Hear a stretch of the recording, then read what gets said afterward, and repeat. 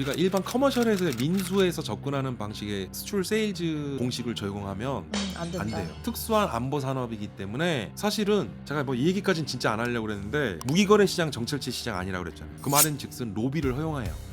그리고 캐나다나 미국, 독일이나 유럽 선진국들은 로비가 합법입니다. 로비법이 다 정해져 있어요. 근데 우리나라는 로비가 불법이에요. 보이지 않는 손이 또 작용되는 건데 쉽게 얘기하면 권투를 하는데 우리 한쪽 팔을 묶어놓고서 한 팔로만 지금 권투를 하고 있는 거예요. 그러니까 너무 안타깝습니다. 사실 이런 중요한 건 이 캐나다 CPSP 사업 이것은 우리 K방산의 재도약을 위한 가장 중요한 사업이 될 것이다. 그래서 이게 단순한 기업만의 문제가 아니라 우리나라 국가적 차원에서의 전사적인 역량을 국가적 역량을 총 결집해서 지원을 쏟아도. 해줘야 된다. 네, 경제적 본능 시작합니다. 최기일 상지대 군사학과 교수님 모셨습니다. 예, 안녕하세요. 안녕하세요. 말도 많고 탈도 많은 캐나다 잠수함 사업. 결국 한국과 독일이 최종에 올라갔습니다. 어떻게 보고 계세요?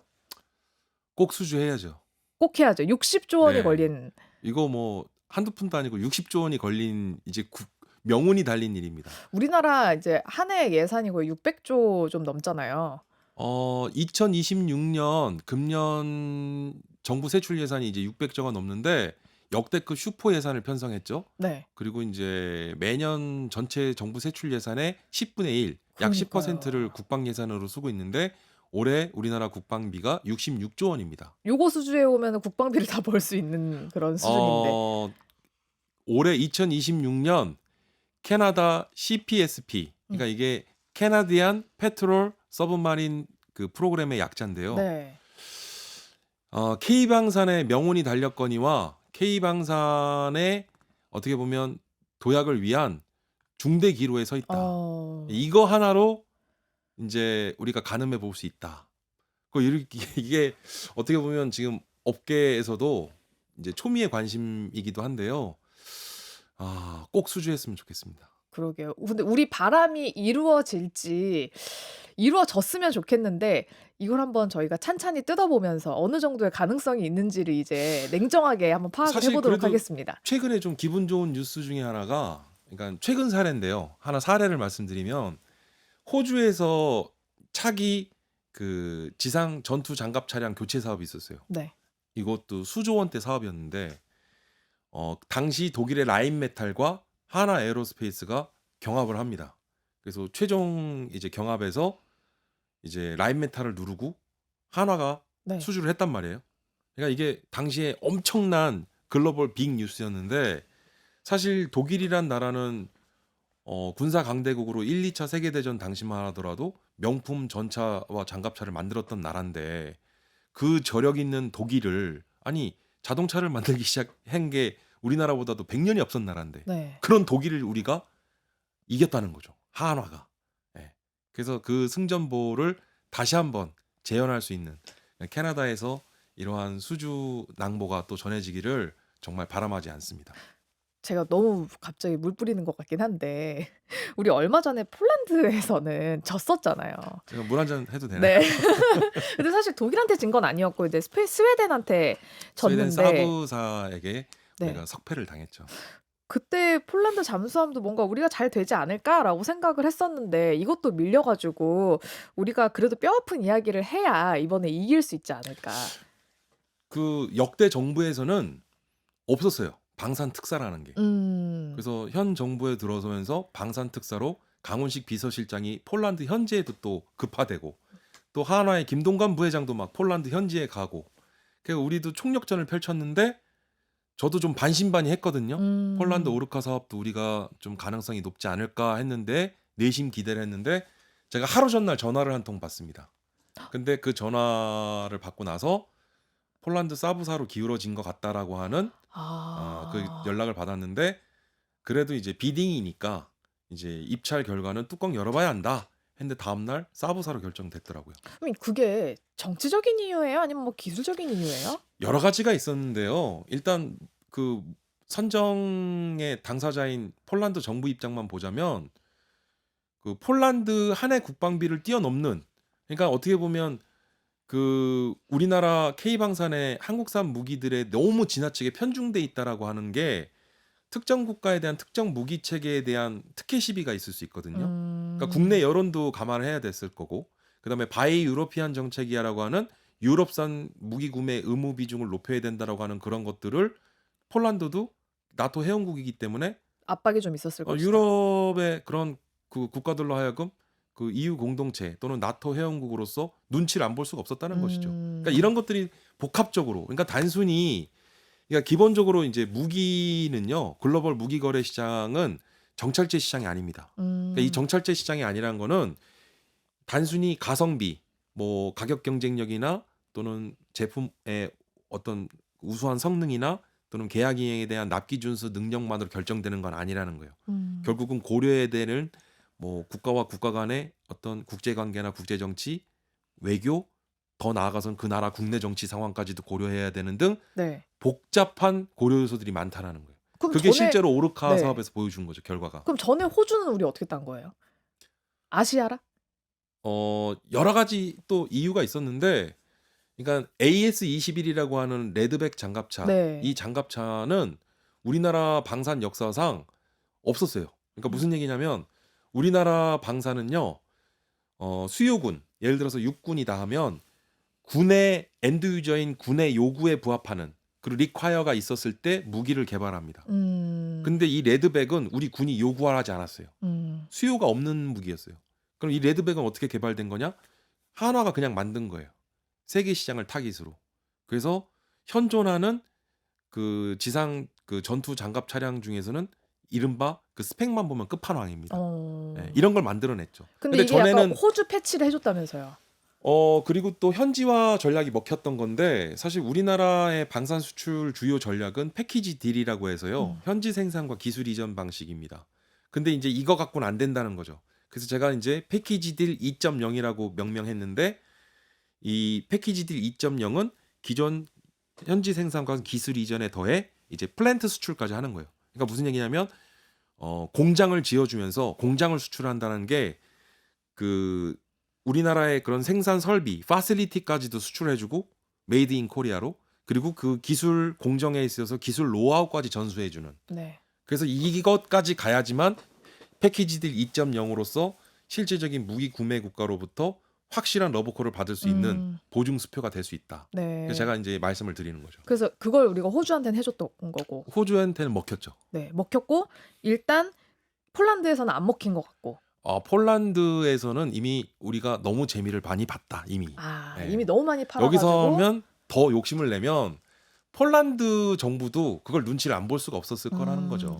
근데 또 제가 막 기사를 살펴보다 보니까 이게 사실 그 발트해가 되게 수심이 얕고 좀 염도가 낮은 곳이어서 이게 큰 선박이 들어가면 안 돼, 큰 잠수함이 들어가면 안 되는데 우리가 그걸 또 밀고 들어갔다라는 이야기도 있더라고요. 그러니까 이제 이게 현지화에 대한 부분에 대해서 사실 우리가 업계에서는 진화적 획득이라는 용어를 많이 쓰거든요. 네. 그러니까 진화적 획득이라는 게 최첨단의 무기를 개발하는 게 한 번에 성공하기는 어려우니까 실패를 거듭하면서 진화해 나가는 것을 진화적 획득이라고 하는데 네. 원래 이 진화적 획득이라는 개념은 미군이 만든 개념입니다. 근데 원래 이 개념은 그 개념이 아니에요. 우리가 사용하는 개념이.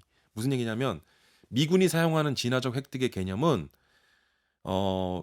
정글 밀림용에서 사용하는 장갑차가 있고 또는 장갑차가 아프가니스탄과 같은 사막이나 또는 고지대에서 사용되는 이런 또 장갑차가 있을 수 있잖아요. 그러니까 이 무기 체계가 전장 환경에 따라서 다변화해야 된다라는 게 그렇게 해서 진화해야 된다는 게 진화적 획득의 개념인데 무슨 얘기냐면 폴란드 현지 상황을 고려해서 좀 커스터마이징 되고 모디파이 됐어야 되는데 약간 이런 부분에 대해서 우리가 좀 주의하지 못했다. 이 부분을 우리가 조금 더 좀 전략적으로 접근했었으면 좋지 않았을까 하는 아쉬움이 남는 부분이 그러니까 거기에 있죠. 유럽 가서 SUV 파는 거랑 비슷한 거네요. 그러니까 이제 그런 부분도 좀 세밀하고도 섬세한 우리가 고민이 필요한 부분인 것이죠. 근데 사실 그렇게 오답 노트를 잘 써서 다음에 안 맞습니다. 틀리게 하면 되는 거니까. 근데 또 이게 아까 EU 눈치도 봤을 거다라고 이야기를 하셨는데 이게 또 금융 지원 문제도 있다면서요. 그러니까 이제 워낙 천문학적인 예산이 수반되다 보니까 아니 뭐 60조가 우리나라 하나 국방비에 맞먹는 그 사업 하나 단일 사업이 60조 규모라고 하는 건 정말 천문학적인 액수가 수반되는데요. 사실 우리나라 뭐 도산 안창호함과 같은 3,000톤급 잠수함은요 한 척당 건조 비용만 1조가 넘습니다. 와.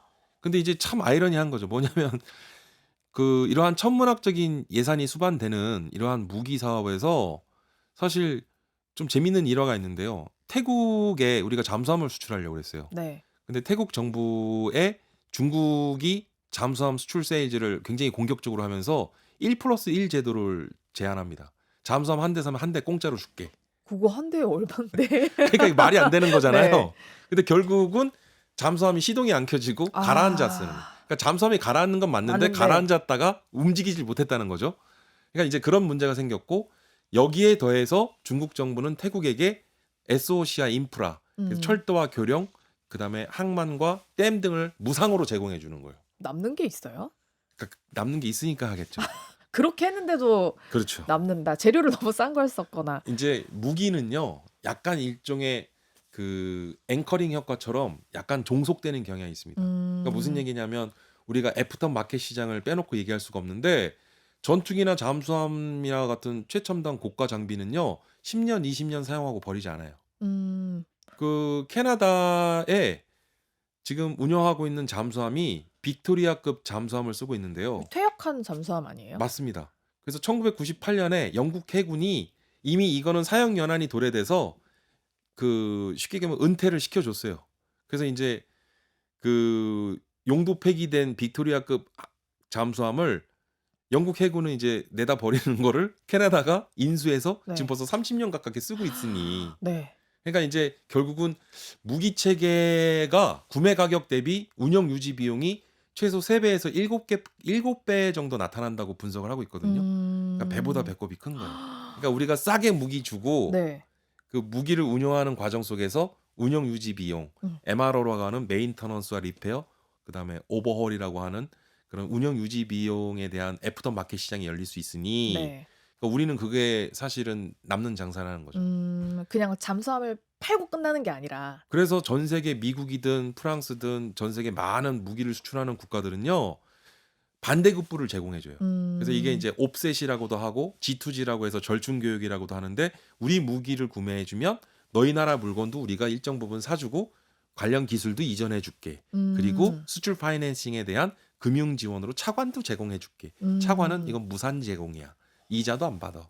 그리고 경우에 따라서는 뭐 앞서 말씀드렸던 SOC나 인프라 등 뭐 이런 것들을 제공해주고 그 일단 우리나라 무기를 사용하게 되면 아무래도 관계가 더 돈독해지지 않을까요? 그러니까 그쵸. 어떤 외교적인 국제 관계에 있어서 그 나라와 나라 간의 그런 결속과 연대가 훨씬 더 강화될 수 있는. 그러니까 작년에 우리나라 방산 수출 역사상 좀 뜻깊은 한 해였는데요.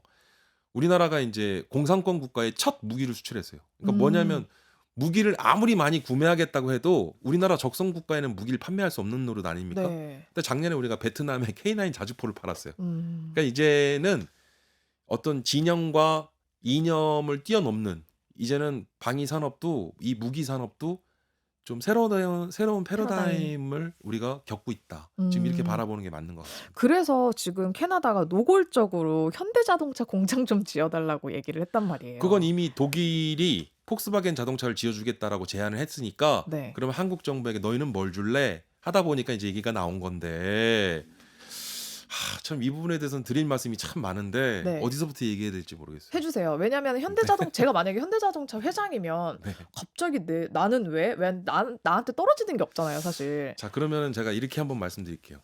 작년 한 해 동안 우리나라가 그 수출로 무역 그 규모가 어느 정도 되는지 아세요? 작년에 7천억 불 달성했거든요. 7천억 불. 네.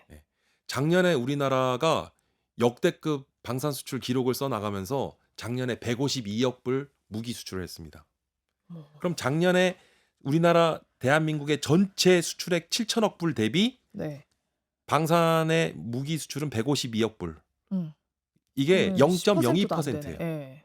아니 0.02%. 1%도 안 되는. 1%도 안 됩니다. 우리나라의 일종의 주력 산업이라고 할 수 있는 자동차, 조선, 반도체, 그다음에 항공, 뭐 원전.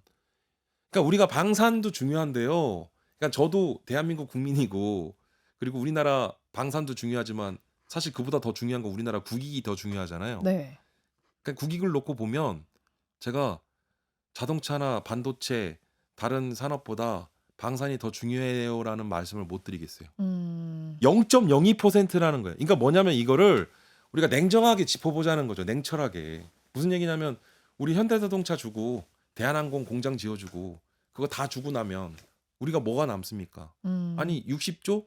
그게 크지만 아니 삼성전자라는 기업 하나도 매출 300조 하는데 이게 그러니까 우리가 좀 냉철하게 접근해 봐야 될 것 같아요. 그러니까 무슨 말씀을 드리고 싶냐면 그러니까 지금 좀 안타까운 게 첫 번째 지금 우리가 한 발 늦었다. 음. 뭐냐면 지금 향후 추진 일정을 좀 말씀드리면 3월 2일까지 최종 제안서를 접수받습니다. 네. 그래서 올 상반기까지 우선 협상 대상자를 선정하거든요. 네. 사실상 이 무기체계 도입 사업에서 우선 협상자 선정되면 거의 정해진 거나 다름없어요. 거기에 뭐 갑자기 누가 소송을 걸거나 이러지 않으면 아주 특별한 이슈가 생기지 않는 이상 이제 우선 협상 대상자로 선정된 자가 입찰에 포기를 해버리거나 뭐 이런 경우가 아니면 그 나라가 갑자기 뭐 모라토리움을 선언해서 호주가 갑자기 국가 파산이 국가 부도가 나거나 뭐 이러지 않는 이상 네. 사실 우선 협상 대상자 선정되면 거의 기정사실화 되는 거나 다 진배 없는데 우리가 늦었다라는 게 사실 지금 아마도 하나오션하고 그리고 HD 현대중공업은 지금 현재 컨소시엄으로 원팀을 이루고 있거든요. 네.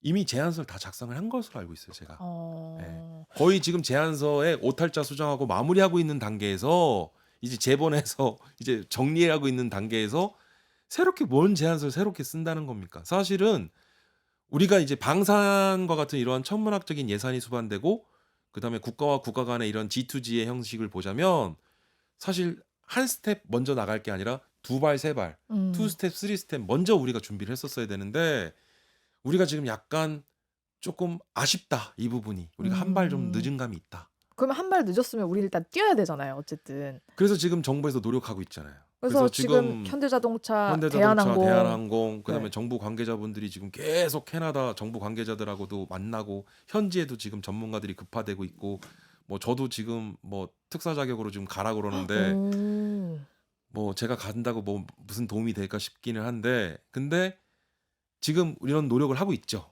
그래서 이제 하고 있는데 네. 근데 조금 버거워 보여요. 왜냐하면 지금 가장 결정적이었던 게 바로 세이프에 캐나다가 합류를 하게 됐어요. 그러니까는 이 세이프는 유럽의 방산 기금 프로그램인데 네. 여기에 비유럽권 국가로서는 최초로 캐나다가 합류하게 된 거예요.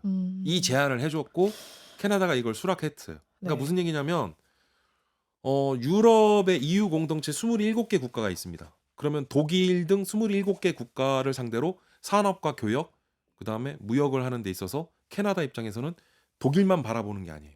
유럽의 유럽 공동체를 바라보고 독일과 파트너십을 맺으려고 하는 거죠. 네. 근데 우리나라 혼자 하고 있어요. 그러니까 이제 입장을 반대로 생각해 보면 하나오션이 영국의 밥콕사랑 MOU를 맺습니다. 그래서 네. 캐나다 현지 공략을 위해서. 근데 이제 문제는 영국은 유럽 국가이긴 하지만 EU 공동체는 아니에요. 그렇죠. 왜냐하면 2020년에 나왔기 브렉시트를 때문에. 하면서 EU 공동체에서 탈퇴를 했기 때문에 그러니까 사실 별로 의미가 없어요. 제가 봤을 때. 그러니까 이제 반대로 입장을 생각해 보자는 거죠. 만약에 우리나라가 캐나다의 입장입니다. 그래서 우리나라가 새로운 무기를 도입하는데 네. 캐나다라는 나라가 제안한 거랑 독일 등 27개 유럽 공동체가 제안한 거. 그럼 우리나라는 어딜 선택하겠어요? 그러니까 이거는 좀 버거워 보인다는 게 이것 때문에 그래요. 그럼 캐나다는 최대한 좀 저희한테 주려고 기회를 주려고 이것도 만들어줘 저것도 해줘 자꾸 요청을 하는 구매국 모양새인가요? 입장에서는 얼마든지 이제 경쟁을 붙이는 거죠. 제안을 해보라는 거죠. 아니면은 더 독일한 솔깃한 제안을. 어차피 독일이랑 할 건데 독일한테 더 얻어내기 위해서 약간 우리에게 반대급부를 당연하죠. 자꾸 경쟁을 붙이는 거죠. 그러니까 이제 캐나다 입장에서는 한두 푼 하는 게 아니잖아요. 이게 60조짜리 사업인데. 그쵸. 이제 잠수함 8척에서 최대 12척인데 2035년까지. 그러니까 캐나다 입장에서도 굉장히 큰 국책 사업이라는 거예요. 그러니까 이 사업에 있어서 최대한 활용해야죠. 캐나다도. 그래서 100% 절충 교육 하겠다라고 캐나다 정부가 선언한 것도 그런 배경입니다. 근데 이게 지금 잠수함 사업이잖아요. 잠수함 수주하는 사업이잖아요. 그러면 잠수함이 제일 중요하잖아요, 사실. 아니에요? 딴 게 더 중요한가요? 그거 말씀하시려고 그러죠? 그 잠수함 기술을 뭐가 더 낫냐? 잠수함 기술이 좀 봤을 때는 독일은 실전 배치도 해본 적 없는 규모라던데. 그러니까 독일이 예전 같진 않아요. 음. 그러니까는 이제 과거에 독일이 레오파르트 2 전차를 전차 수주를 해놓고 1년에 고작 8대밖에 못 만들었다는 이제 웃지 못할 해프닝이 있었어요. 음. 예, 말 그대로 해프닝인데 뭐 독일 정부에서는 레오파르트 2 전차 연간 50대까지 생산 가능하다고 하는데 실제로 8대를 만들었다는 거죠. 네. 우리나라는 지금 K2 전차 연간 100대 이상 생산이 가능하거든요. 음.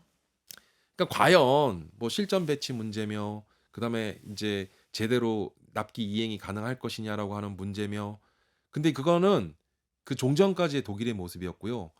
독일이 한 해 국방비 90조에서 지난해 130조 예산 편성하고 올해 일반 회계와 특별 회계 기금까지 포함하면 무려 170조 원을 편성했습니다. 네. 그럼 우리나라 한 해 국방비 66조라고 그랬잖아요. 독일 지금 올해 170조 3배, 편성했다니까요. 3배. 예. 그러니까 독일이 지금 이를 갈고 있는 거예요. 이미 음. 앞서서 호주 장갑차 사업에서도 한국에게 뼈아픈 패배를 했고 그리고 또 폴란드 전차 도입 사업에서도 또 석패를 했고 음. 그러니까 독일이 제가 봤을 때는 이번에는 정말 이를 갈았다. 만들긴 만들어 줄 거다.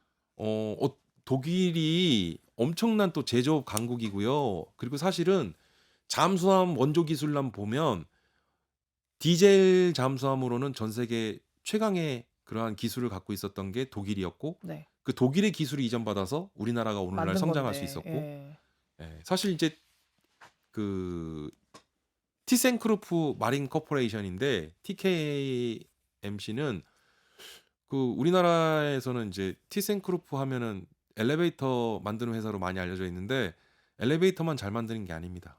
그리고 음. 엘리베이터는 사실 미쯔비시 중공이 더 잘 만들어요. 음.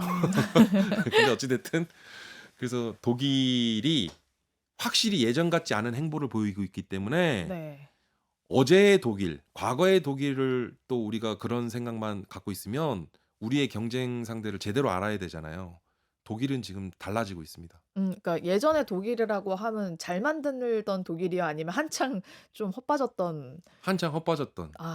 그 독일만 생각하고 있으면 이번에 진짜 이를 갈았다. 네.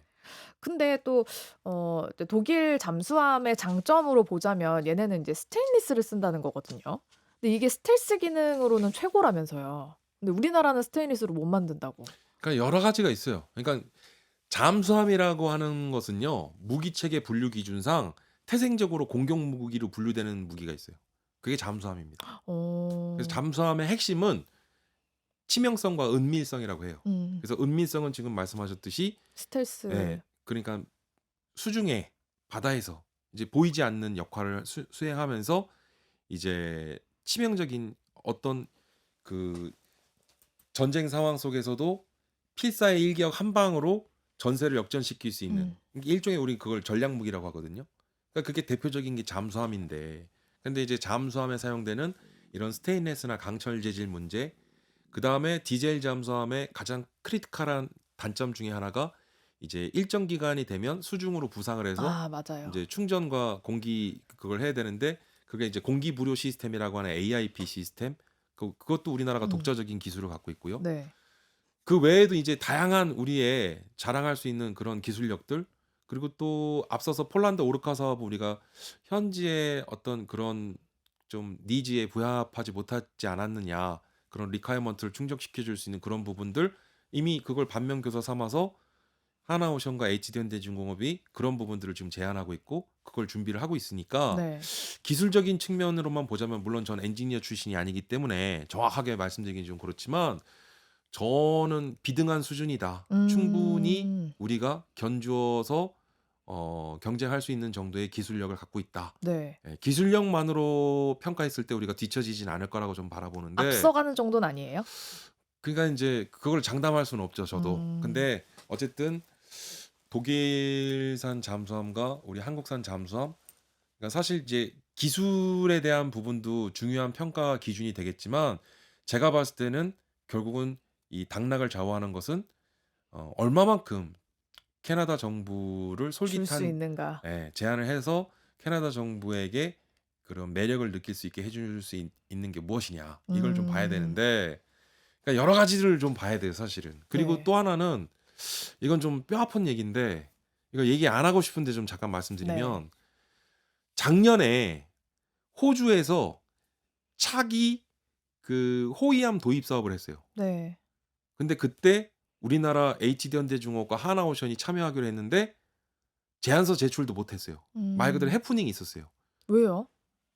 정부에선 부인하는데 근데 정부에서도 관련 서류를 준비하는데 제때 서류를 발급 못 해줬다라는 뭐 그런 이야기도 있고 어. 그다음에 HD현대중공업과 하나오션이 지금 KDDX 사업 때문에 서로 지금 굉장히 아, 좀 사이가 안 좋죠. 민감한 네. 상황이거든요. 그러니까 원팀이 그러니까 우리는 원팀이라고 부르지만 실제로는 원팀이 될 수가 없는 관계에 지금. 그러니까 그런 것들이 우리한테 굉장히 뼈아픈 부분인데 음. 우리에게는 아킬레스건이 되는 거죠. 그래서 잠깐 딴 얘기하자면 그건 어떻게 됐어요, 참? 그래서 잠깐 말씀드리면 네. 호주의 그 모가미급이라고 하는 일본의 그 해상 자위대가 사용하는 그 호위함이 선정이 됐어요. 그래서 이제 11척이 납품되기로 했는데 이 작년에 일본의 모가미급 그 호위함 단 한 건의 사업이 그 사업 규모가 100억 불, 그러니까 100억 호주 달러. 그러니까 우리나라 원화로 환산하면 한 14조 원 정도 되거든요. 어. 근데 우리나라가 작년 2025년 방산 수출 얼마 했다고 그랬죠? 152억 불 했다고 예. 그랬잖아요. 이거 원화로 환산하면 한 13조 원 정도 되거든요. 이거 한 대로 딱 바꿀 수 있었던 그 건데. 사업 한 건으로 우리는 1년 내내 우리나라가 2025년 전체 방산 수출 수주액을 다 더해도 그 모가미급 그 호위함 도입 사업에서 그 패배한 게 우리한테는 뼈 아픈 거죠. 그러니까 이런 게 있어요, 사실은. 그러니까 무슨 얘기냐면 지금도 하나오션과 HD현대중공업이 원팀을 하고 있다고 하지만 이게 정말 원팀이 되고 있는 걸까? 저는 이것도 좀 걱정스럽고 우려됩니다. 그러면 이 팀 코리아가 깨지지 않고 나가려면 어떻게 해야 정부의 돼요? 역할이 중요하죠. 그러니까 음. 정부는 지금 잘하고 있다고 봐요. 할 수 있는 걸 다 해주고 있어요. 근데 이제 문제는 뭐냐면 앞서도 제가 말씀드렸지만 사실은 기업이 판단하고 시장에서 결정해야 될 일이라는 거죠.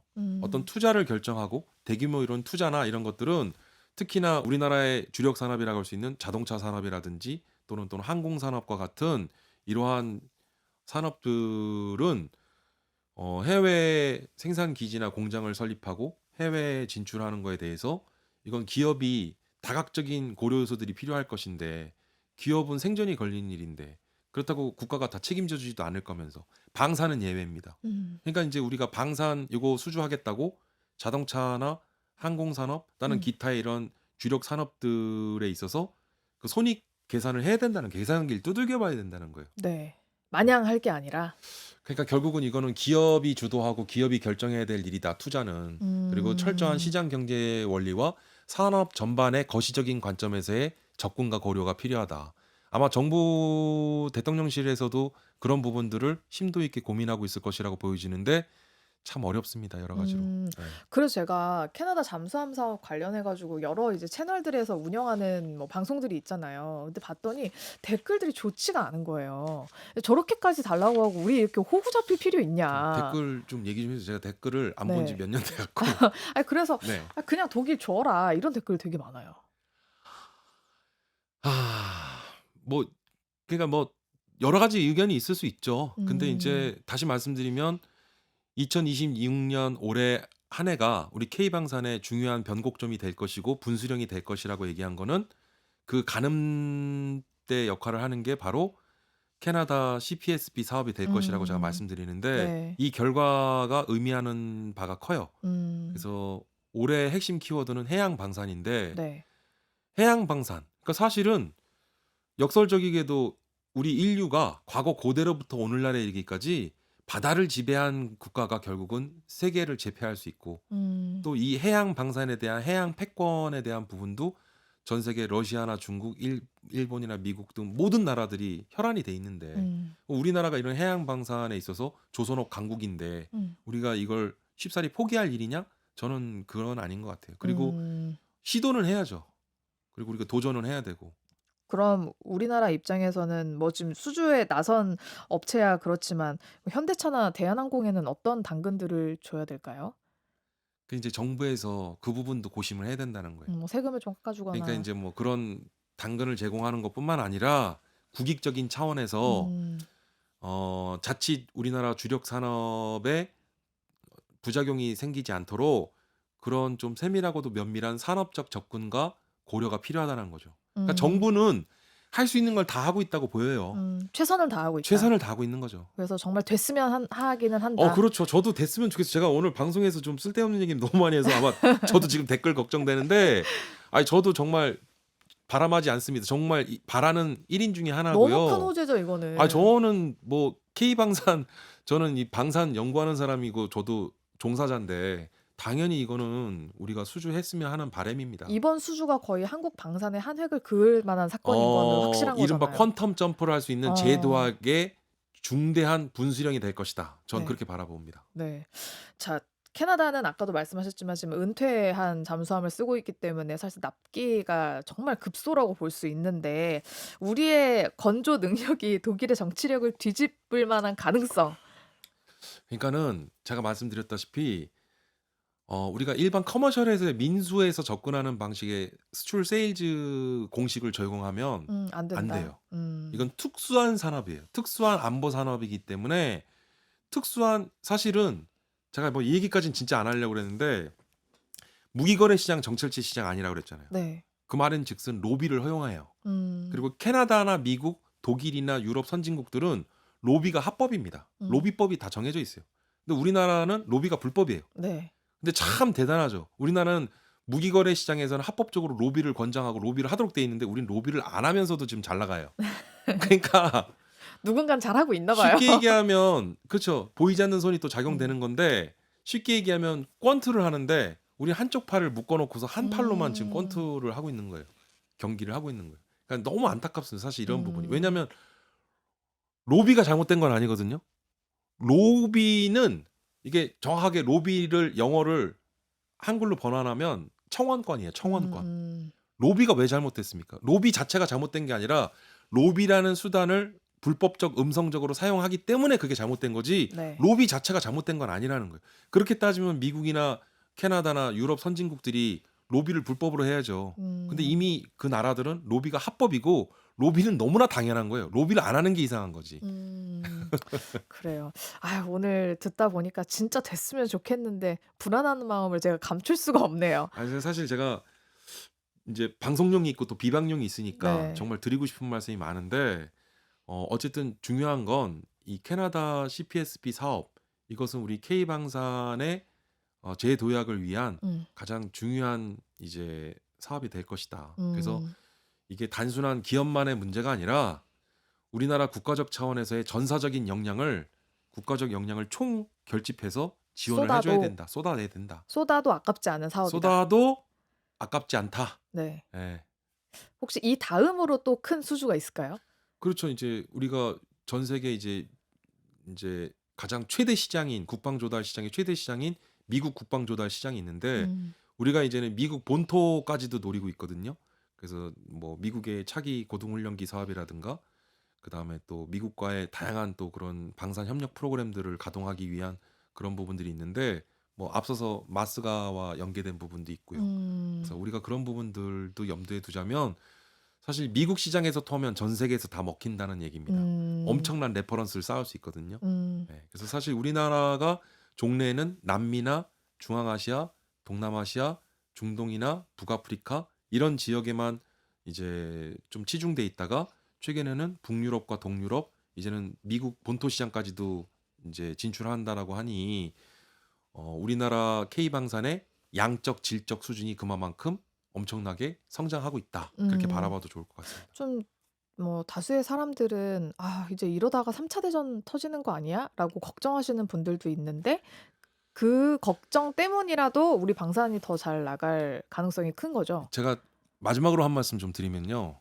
그러니까 제가 최근에 이렇게 방송에서 보면 전쟁 나는 거 아니에요? 하고 전쟁에 대한 전쟁 불안감을 호소하시는 분들이 많은데 그래서 실제로 일상생활에 좀 이렇게 손이 제대로 잡히진 않는다는 그런 또 호소를 하시는 분들도 있었는데 그러니까 그만큼 국제 정세가 불안정해지고 있다라는 것이고요. 그래서 3차 세계대전 발발설에 대한 이야기들이 많이 있는데 그냥 참고로 아마 우리 구독자분들 참고하시면 좋을 것 같아서 말씀드리는데 과거에 그 7년 동안 국방부 장관을 역임했던 이제 캐스퍼 와인버거라고 하는 이제 국방장관이 있는데요. 이게 레이건 정부 시절에 국방장관을 역임했던 분인데 이분이 이제 은퇴를 하고 책을 썼어요. 그래서 후보 연구소의 어떤 연구원하고 공저로 다가올 전쟁이라고 하는 더 넥스트 워라는 책을 냈는데 네. 그게 1997년에 출간된 책이거든요. 네. 근데 그 책에는 3차 세계대전을 염두에 둔 전쟁 시나리오에 대한 가상 시나리오를 책에서 다루고 있어요. 그래서 그 책이 오늘날까지도 이어져서 계속 업데이트가 되면서 3차 세계대전의 발발 시나리오를 미국 정부가 관리 통제하고 있거든요. 네. 그래서 일반인 분들이 3차 세계대전 그냥 말로만 막연하게 생각하는데 뭐 끔찍한 상상이긴 하지만 없어야 되고 없을 것이라고 저도 믿지만 만약이라는 생각으로 만약에 그런 부분이 궁금하시면 그 책을 참고하시면 좋을 것 같습니다. 다가올 The 전쟁이라는 책. Next War. 예. 자, 그리고 우리 마지막으로 우리 오늘 잠수함 이야기를 했으니까 그 폴란드 아픔을 딛고 이번 캐나다 수주전에서 승전보를 울리기 위해서 정말 총력을 다하고 있지만 교수님이 보시는 진짜 키는 여기 있을 것 같다라고 생각하시는 키포인트가 있을까요? 그러니까 사실은 좀 아쉬워요. 왜냐하면 방산이 그렇게 중요하다고 하고 방산 수출 4대 강국 진입하겠다라고 얘기를 하고 그리고 방산에 대한 육성을 현 123대 국정 과제에도 포함을 해놨는데 대선 공약에도 방산 컨트롤 타워를 세우겠다라고 했는데 지금 현 정부 들어서 방위산업 담당관을 직제를 폐지해버렸어요. 그리고 방산비서관 신설하겠다는 거는 지금 깜깜무소식이고 근데 컨트롤 타워가 부재한 상태에서 무엇이 될 수 있을까? 저는 만약에 이번에 캐나다 잠수함 도입 사업을 수주를 실패하면 저는 이 부분을 지적하고 싶습니다. 정부의 컨트롤 책임이 타워의 크다. 부재. 네. 알겠습니다. 자, 캐나다 잠수함 수주 사업 정말 잘 됐으면 좋겠고 마지막까지 우리 정부도 그리고 우리 기업들도 총력을 다해서 끝까지 힘 잃지 않고 좀 해주셨으면 좋겠다. 승전보를 울리는 그날이 곧 다가왔으면 좋겠다는 생각이 들었습니다. 자, 오늘 최길 상지대 군사학과 교수님과 함께 이야기 나눠봤습니다. 감사합니다. 예, 감사합니다.